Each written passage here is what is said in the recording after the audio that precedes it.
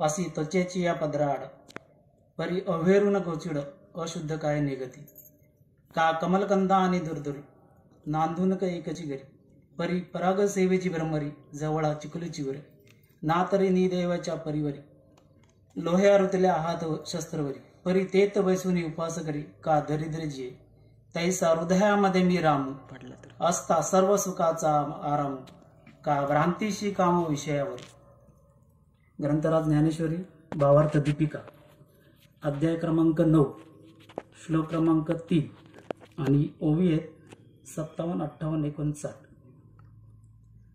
गुरुर ब्रह्मा गुरुर विष्णू गुरुर्देव महेश्वरा गुरुर साक्षात परब्रह्म तस्मै श्री गुरुवे नमः. तस्मै श्री गुरुवे नमः. श्रीपादनाथम गुरुराजवैर्यम मोक्ष ज्ञानदान ऐक्य दक्षम घोटी क्षेत्रे निवासम तन्नमामि वेद विद्या वरिष्ठम. जयाचे संगती विराग झाला मनोदरीचा जडभार गेला साक्षात परमात्मा मज भेटविला विसरू कसा मी श्रीपाद पादुकेला विसरू कसा मी रामदास पादुकेला. प्रथम मी मराठीत अर्थ वाचतोय. अर्जुना असे पहा की दूध हे पवित्र असून शिवाय गोड आहे व ते जवळच सडाच्या कातडीच्या पदरापलीकडे आहे परंतु गोचिड ते टाकून देऊन रक्तच पित नाहीत काय. किंवा कमलकंद आणि बेडूक यांची वस्ती एकच ठिकाणी असते परंतु कमलातील परिमळ दूरचे भुंगे येऊन सेवन करून जातात व जवळच असलेल्या बेडकांना मात्र चिखलच शिल्लक राहतो. अथवा दुर्दैवी पुरुषाच्या घरात हजारो मोहरा पुरलेल्या आहेत परंतु तेथे राहून उपास काढतो किंवा दारिद्र्यात जीवित कंठितो. त्याप्रमाणे सर्व सुखाचा बगीचा असा जो मी राम तो मी सर्वांच्या हृदयात असताना त्या मला न जाणून मूर्ख लोक सुखाकरिता विषयांची इच्छा करतात. आता एवढा मराठी अर्थ वाचलं मला वाटतं पुढे सांगायची गरजच नाही. आणि तसं पाहायला गेलं तर इथे सगळे राजहंसच आहेत आणि राजहंसां पुढे माझ्यासारख्याची ट्यूट्यू काय कामाची. आणि ज्यांची पहिली प्रवचन झाली ना त्यांच्यातलं एक छोटंसं उदाहरण सांगायचं म्हणजे शास्त्रात तुम्हाला मामा भांजे बघायला भेटले असतील पण ते मामा भांजे कसे होते विरोधाभासात होते.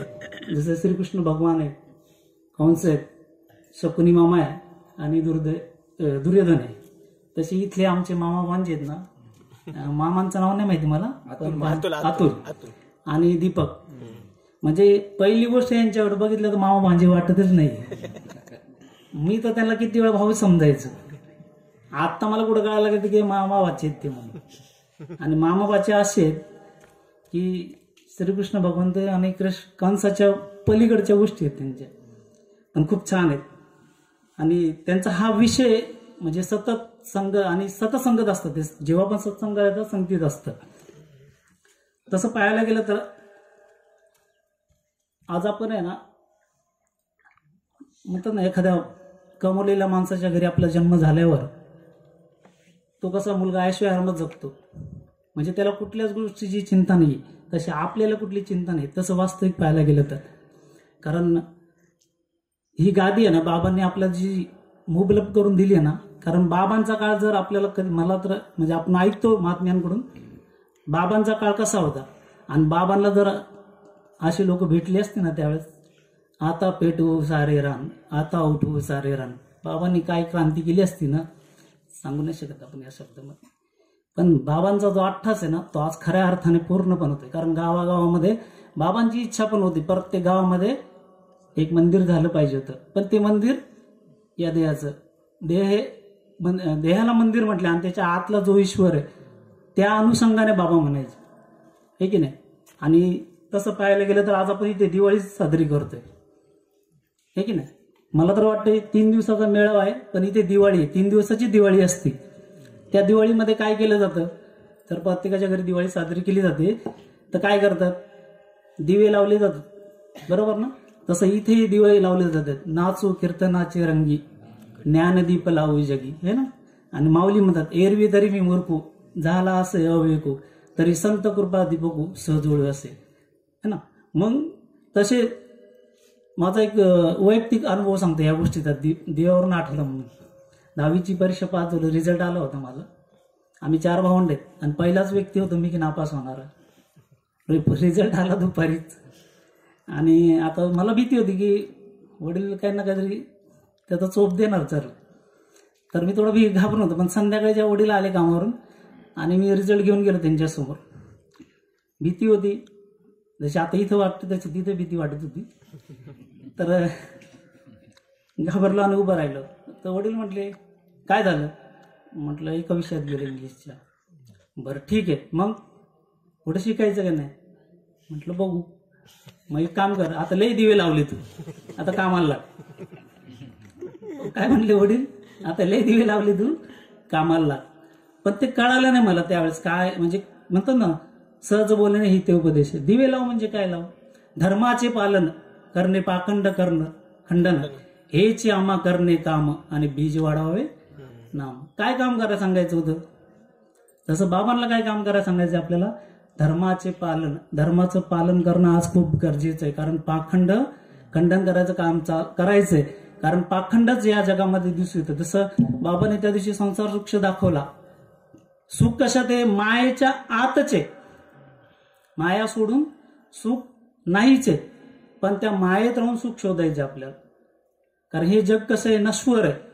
पण या नश्वर गोष्टींमध्ये राहून, नश्वर तसं पाहायला गेलं तर वास्तविक देह सुद्धा आपला नश्वरच आहे. नाशिवंत देह सकाळीच आहे ना.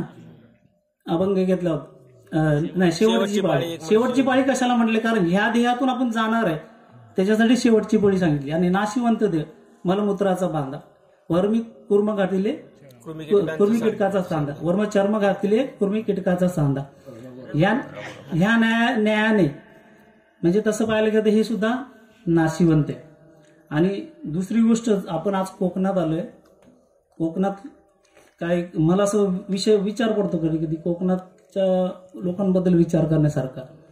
कारण आमच्याकडे म्हणजे बाळ जेव्हा जन्माला येतं ना, बाळ जन्माला आल्यानंतर 5व्या दिवशी एक कार्यक्रम असतो. तुमच्याकडे असं ना, आमच्याकडे पाची म्हणतात, तुमच्याकडे काय म्हणतात?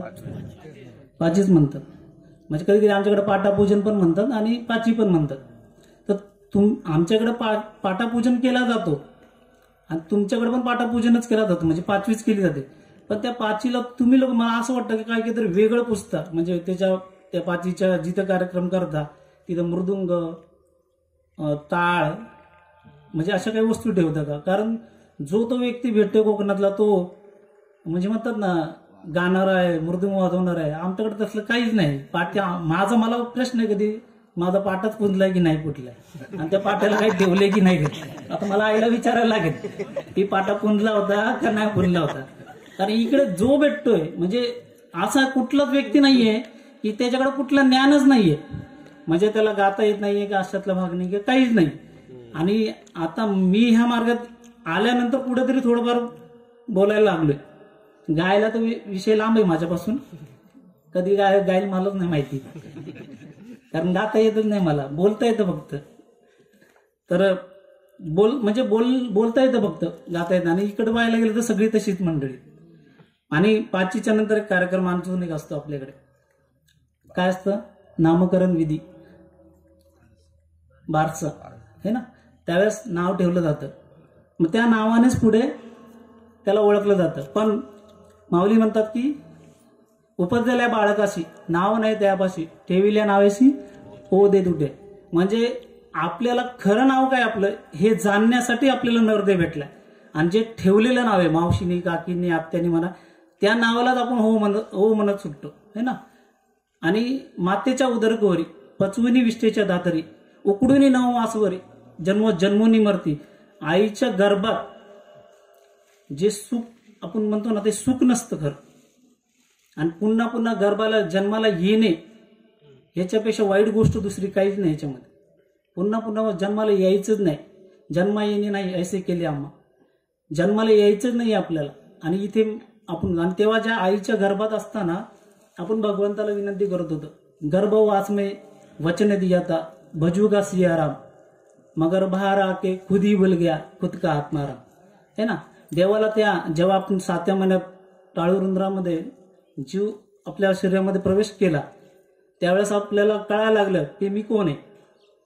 पण तिथे भजन चाललं होतं आपलं भगवंताचं, आणि भगवंताला का आपली विनंती चालली होती की मला ह्या गर्भीच्या यातनेतून सोडव, मला इथून माझं सुटका कर.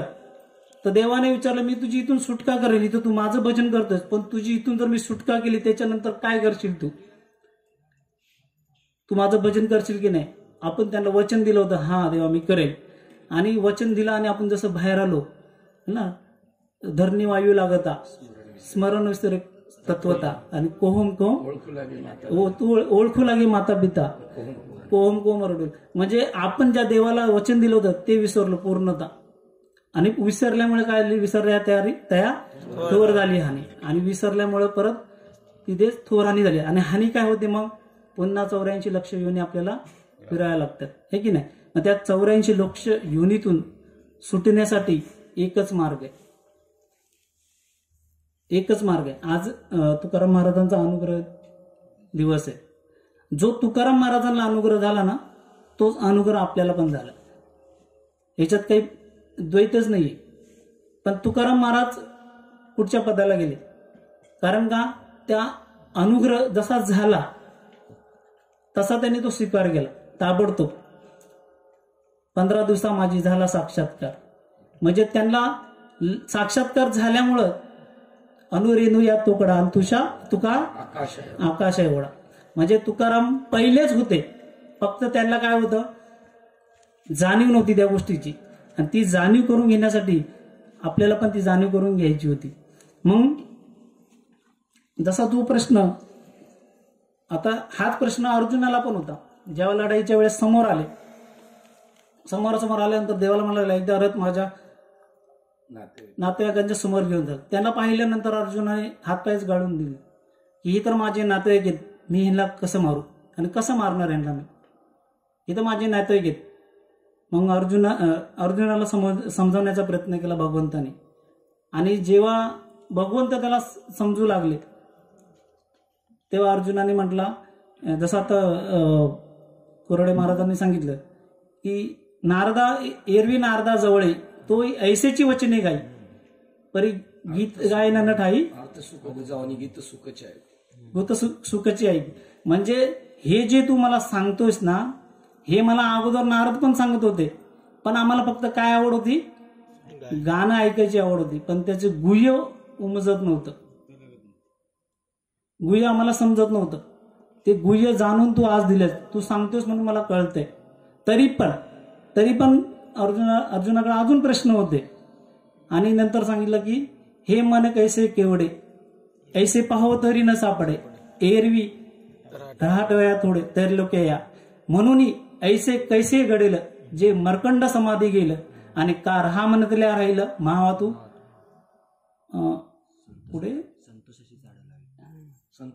जे संतोषाची विवेकाती बुलवी संतोषाची चाड लावी, आणि वैसे दरी हिंडवी. त्याच्या अगोदर अजून एक वेळ, वैसे दरी हिंडवी 10 दिशा.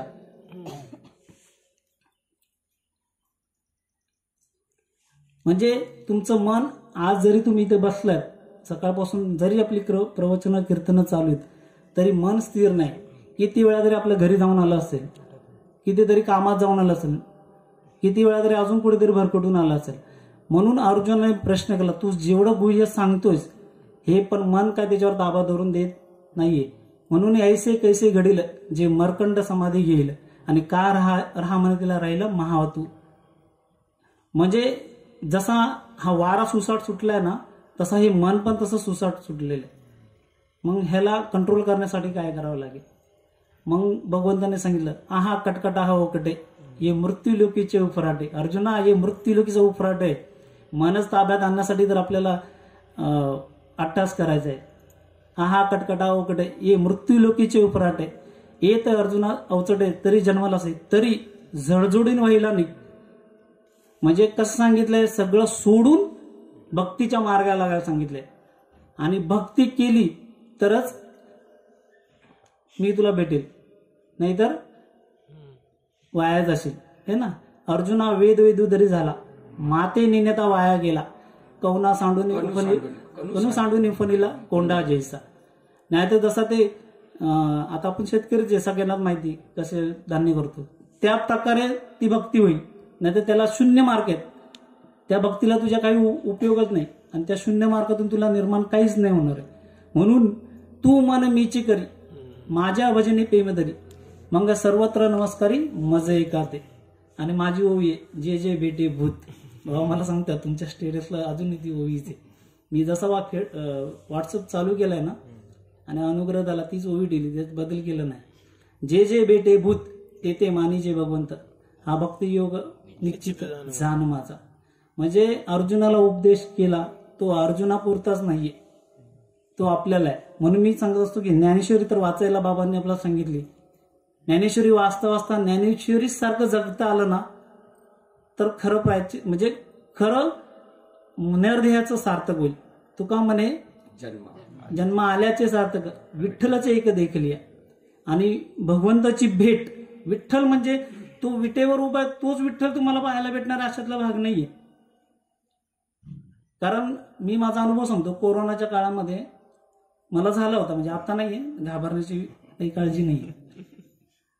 पण तो जो 9 दिवस विलगीकरण म्हणजे काय म्हणतात, क्वारंटाईन करतात, आता शब्दही आठवत नाही, ते भोगून आले तरी. तर ते 9 दिवस आहे ना, मी एकदम शांत होतो. मलाच माहिती नाही मी का शांत झालो. म्हणजे संपलाय का राहणार आहे का जाणार आहे काहीच तपास नाही. म्हणजे मला प्रश्नच येत नव्हते खरं सांगायचं. आणि मावशीचा फोन आला का रडारडी चालू असायची. मी म्हटलं काय रडून, कळालंय आपल्याला आता, एवढं काय रडायचं त्याच्यात. जर असेल भगवंताची कृपा तर येऊ, नाहीतर रामकृष्ण हरी, एवढं काय त्याच्यात. पण यंदा तुमची मावशी वाटत. अच्छा, माझी मावशी नाही, ज्यांना कळलं त्यांना कळलं. तर सांगायचा विषय असा आहे की एकदा जर आपल्याला सांगितलं ना की ते तत्वस्तू आहे तर विचार करायची गोष्ट सोडून देतो. कारण मी आता मध्य प्रदेशमध्ये जातो कामानिमित्त. तिथे नारायण महाराज जालवणकर आहेत आपल्या मालिकेतले, त्यांचं मंदिर आहे तिथे. आणि त्या काळी त्यांना चिमटे बाबा म्हणून ओळखायचे, चिमट्या त्यांच्या हातात असायचा. आणि त्यांच्याबद्दल जर पाहायला गेलं तर त्यांचं नरसिंगपूरमध्ये म्हणजे जिथे त्यांचं मंदिर आहे आता त्याच्या पुढे त्यांचं गाव आहे. ते त्यांची बायको पत्नी जसं तुकाराम महाराज झालं ते सगळे गेले त्यांना सोडून, म्हणजे त्यांचा मृत्यू झाला. आणि त्याच्यानंतर ते दरमजल करत पंढरपूरला आले. आणि पंढरपूरला आल्यानंतर त्यांनी तिथून एक दत्ताची मूर्ती आपल्या खांद्यावर पंढरपूरवरून देवास, मध्य प्रदेशमध्ये देवास म्हणून आहे, तिथे आणली आणि तिथे त्याचं मंदिर बांधलंय. पण ते जर आता ताब्यात बघायला गेलात ना मंदिर, तर मंदिर वाटत नाही. कारण त्याच्या आजूबाजूला एवढी वस्ती झाली आहे, जसं आपल्याकडे कॉलनी आहे, आपण तिकडे सत्संगाला जाताना तशी कॉलनीच आहे ती. आणि ते गेट बंद वगैरे असतात. तिथे आता एक पुजारी बाबा असतात, त्यांना महिना पगार देतात 2000, फक्त सकाळी 2 तास आणि संध्याकाळी 2 तास ते मंदिर उघडायचं, दिवाबत्ती काय असेल ते करायची आणि तुम्ही तुमच्या घरी जायचं, असं आहे. तर तिथे मी जेव्हा गेलो आणि त्या मंदिरात बघितलं ते सर्व काही, मूर्ती बघितली, त्या बाबांचा चिमटाही अजून तिथे तसाच आहे. आणि तिथे बसलो. म्हटलं आता त्या पुजाऱ्यांना म्हटलं किती वाजेपर्यंत चालू आहे, ते म्हटले 10 वाजेपर्यंत चालू असणार सकाळी. म्हटलं मी बसू शकतो का, म्हटलं हो बसा. बसलो आणि तिथे एक मावशी आल्या, अशा म्हणजे आमच्या मावशीने, खरोखरच्या मावशी माझ्या. तर त्या आल्या आणि त्या पुजाऱ्याशी गप्पा मारायला लागल्या. आणि त्या तिथे त्या मूर्तीसमोर नैवेद्य वगैरे ठेवतात सकाळ संध्याकाळ. आणि ते घरानं सांगू लागायला लागले की बाजूबाजूंची एवढी मोठी मोठी घरं झाली, माझ्यावर काय देव कृपाच करत नाही आणि नाराजच का, आणि मी किती दिवस अजून प्रसाद ठेवायचा. आणि वरनं सांगते पण की कोरोना आला, बाजूच्यांना झाला, त्याला 2 लाख रुपये गेले, मला 1 रुपया खर्च नाही आला.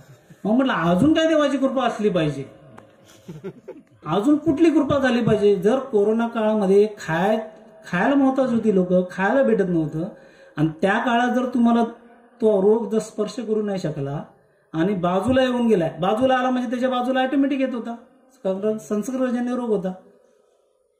मग तुमच्याकडे जर तो रोग नाही आला आणि आजपर्यंत कोणाकडे हात पसरवायची वेळ नाही आणली भगवंतानी, मग अजून कुठल्या प्रकारे भगवंतानी तुम्हाला सहकार्य केलं पाहिजे, किंवा भगवंत अजून कुठून येणार तुमच्याकडे. म्हणून भगवंत, जसं नामदेव महाराज सकाळी कीर्तनात सांगितलं की नामदेव महाराजांच्या ताटात जरी जेवत होता तरी काही उपयोग नव्हता, तो जाणणं गरजेचं आहे. म्हणून जाणते गुरु भजीची, त्या भगवंताची ओळख होणं ही खूप महत्वाची.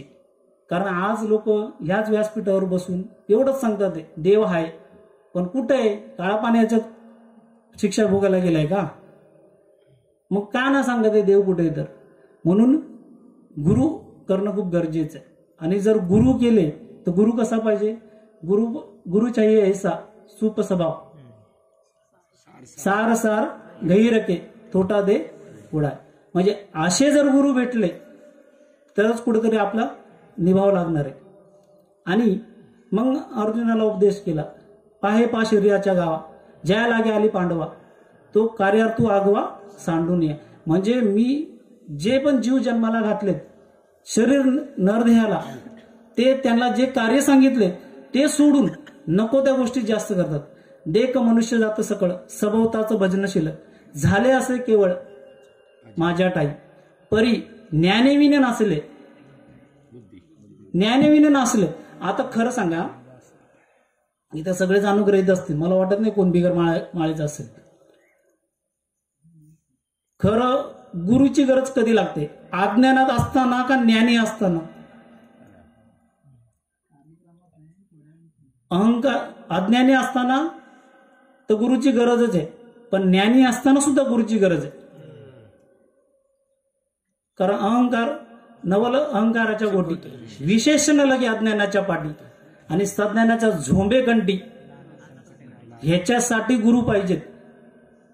नाही तर आजकाल मी असे, आणि माझं भाग्य आहे बरोबर का, की नातवाचं कसं असतं, आजोबा असेल ना लेवड्या मारायच्या है ना, म्हणजे चांदी असते, काही पाहिजे ते खायला. तसं आज आपले बाबांचे बाबा आपले, म्हणजे गुरूंचे गुरु आपल्या सोबत आहेत. म्हणजे नातवाची जेवढी मजा आहे ना तेवढी आपली मजा आहे. मग काळजी नसायची काय करायची. तर तसं भाग्य आपलं आहे. आणि त्याच्यानंतर पण, त्याच्या पुढे पण जाऊन आपण आपली मालिका दाखवू शकतो एखाद्याला. म्हणजे आपली वंश परंपरा आपल्या पुढे आहे ती दाखवू शकतो. पण असं जर एखाद्या गुरुला किंवा इतर कीर्तनकाराला किंवा एखादे महाराज असेल त्यांना जर विचारलं तर त्यांचा तिथपर्यंत समाप्त झालेली असते. आणि सांगण्याचा उद्दिष्ट असं आहे की गुरुशिवाय बडा बिकट यमगाठ, म्हणजे खूप अवघड आहे ही जी वाट आहे ना, नरदेहाला येऊन आणि त्याच्यातून मुक्ती घेणं, हे खूप अवघड आहे. देख मनुष्य जात भजन, देख मनुष्य जात स्वभावत भजनशील, झाले असे केवळ माझ्या ठाई, परी ज्ञानेविन नसले, कल्पून दे कल्पू लागले अनगत्व. म्हणजे जे करायचे ते सोडून नको त्या गोष्टी करायला लागल्या. पाहे पा शरीराच्या गाव, म्हणजे ज्या कारणासाठी, जसं आपण गर्भामध्ये देवाला वचन दिलं होतं की भजूगा सियाराम, ते न करता इतर गोष्टीमध्ये आपण आपलं मन रमवून ठेवले है की नाही. आणि परत 18व्या अध्यायात सांगतात भगवंत, देहाच्या गावा आलिया, जन्ममूर्तीच्या सोहळ्या, ना मनो धनंजया जिया परी, परी लल्लाटीचे लिहिले, काळे गोरुपण ना मोडी म्हणे, आणि तैसे काळे गोरुपण धुतले फिटोनी. म्हणजे इथे सांगितलंय की शरीराच्या पाहेपा शरीराच्या गावा लोक काय करतात, आणि इथे सांगितलंय की जे ब्रह्मदेवाने लिहिले ना ते भोगायचंच आहे, तो आपला प्रारब्धाचा भाग आहे. कारण तुम्ही जी कर्म केलीत, जसं आता मामाने सांगितलं की 15 वर्ष मी इकडे तिकडं सत्संग केला, त्याच्यानंतर इकडे आले, पण तुम्हाला इकडे आल्यानंतर लगेच सुख नाही भेटणार. मुखी नाम हातीमोक्ष ही गोष्ट खरी आहे, ही 101% खरी आहे. पण त्याच्यासाठी 15 वर्ष तुम्ही जे केलेत ना ते त्यात लगेच ताबडतोब नाही येणार, पण एक दिवस येणार. हा, एक दिवस अशी होणार, एक टाळी झाली वाळवंटी, मला आता आठवत नाही, म्हणजे तो दिवस येतो वाळवंटी, तो दिवस येतो. हा, मग तेव्हा आपल्यासाठी ज्ञानोबाराय लाया वाटतील, आणि तेव्हा आपण बोलू शकतो की आपण या शरीराला पुन्हा येऊ शकत नाही. येण्याचे शरीर आहे नाही सर, किंबहुना एरजार चिरा पडे. मग हे कधी तेव्हा. आणि सांगायचं झालं तर हे सगळं फक्त हृदयातल्या देवाला ओळखण्यासाठीच आहे. जैसा हृदयामध्ये मी रामू, एरवी सर्व सुखाचा आरंभ, का भ्रांतीशी काम, एरवी सर्वांच्या हृदय देशी, मी अमुक आहे ऐसी, जे बुद्धिस्फुरे हरनिशी ते वस्तुगामी. आहे की नाही, त्या वस्तूला त्या तत्वाला ओळखण्यासाठीच आपल्याला जन्म दिलेला आहे. आणि तसं पाहायला गेलं तर इथे सगळेच ज्ञानी आहेत, राजहंस आहेत. पण तरी पण मी सांगेन, मी काय लय मोठा कीर्तनकार प्रवचनकार नाहीये, पण साधूची कृपा माझ्यावर झाली. कारण जे ज्ञान किंवा अनुग्रह भेटला ना, मला जेवढा साधू संतांनी 8 तास केला ना, त्याच्यातला 1 रुपया सुद्धा 8 तास करायला लागला नाही, सहज भेटले. आज येडगे बाबा नाहीये तिथे, घोटीला गेलो होतो आम्ही, नांदेबाबांनी 8 तास करून नेला होता. आणि सहज हाच संध्याकाळची वेळ आहे, तिकडे हरिपाठ चालला होता घोटीला, बाबांच्या पुण्यतिथी निमित्त आपण गेलो होतो. आणि आपले येडगे बाबा आले आणि असंच नांदेबाबाने मला सांगत होते माळा घालायचं वगैरे, बघा तुम्ही विचार करा. येडगे बाबांनी हाताला धरलं, म्हटलं काय, म्हटलं चला चाय तू, चहा पियाला निघाला. चहा पिऊन झाला, तिथे समजवलं.